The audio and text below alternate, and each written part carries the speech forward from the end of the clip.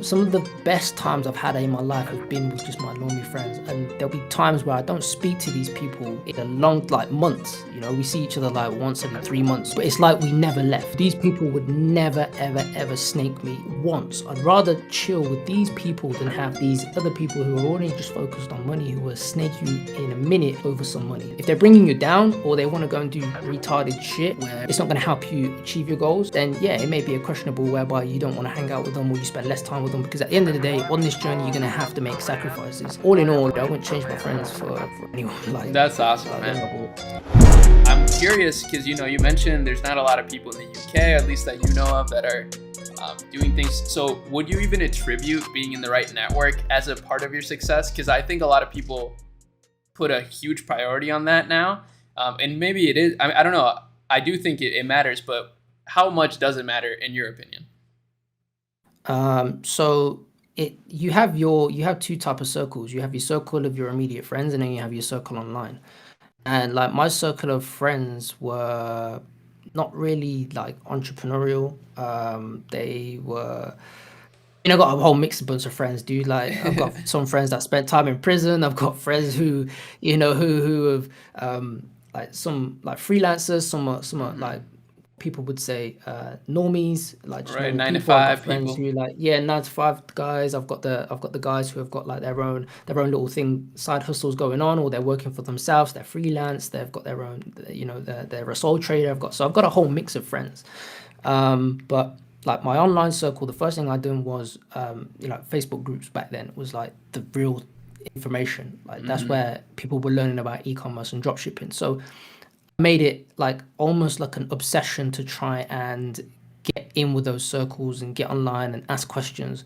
And now obviously everything is completely evolved. So you can jump inside a Discord. I know you've got a Discord.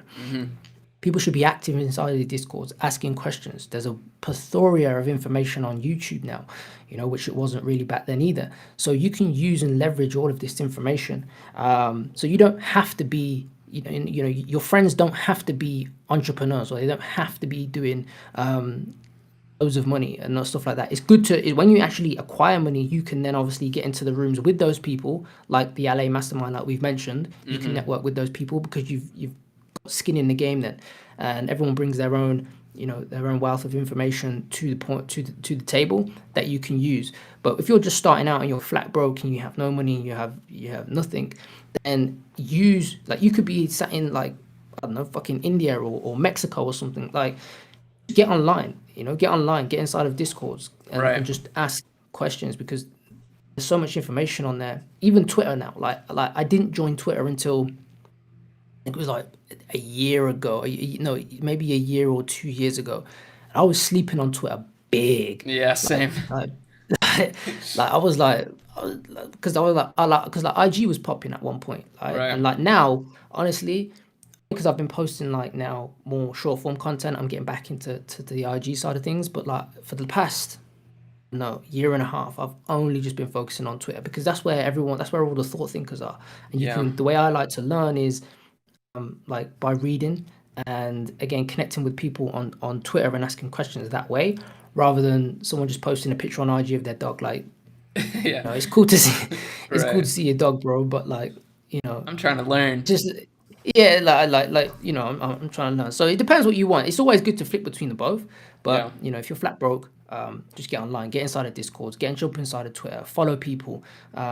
Facebook groups, I haven't really been in Facebook groups in a long time, so I'm not sure really how they perform now. But my best thing would be to just jump inside of Discord groups Yeah. and go from Discord there. is like the You'll new be solid. wave.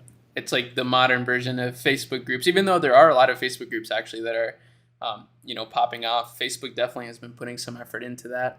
That's really, I like how you mentioned though that, you don't have to cut off your friends if like they actually do provide like happiness to you, unless they're like, in my opinion, I think if they're obviously super toxic or something and like they influence you negatively more often than not, then yeah, maybe you should cut them off.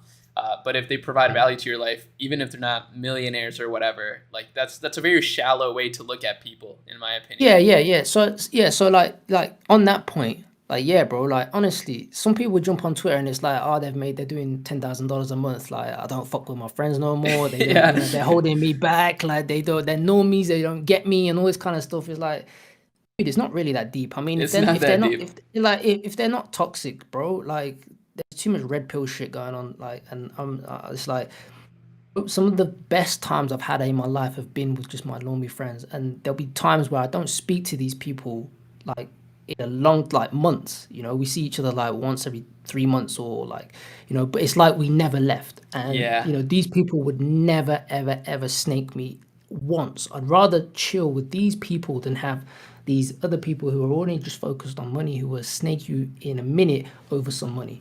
That's Yeah. my philosophy, and that's how I like to think of things. But again, like you mentioned, if they are toxic, if they don't want to do anything, can they drag you down? They're saying, bro, why are you always doing this?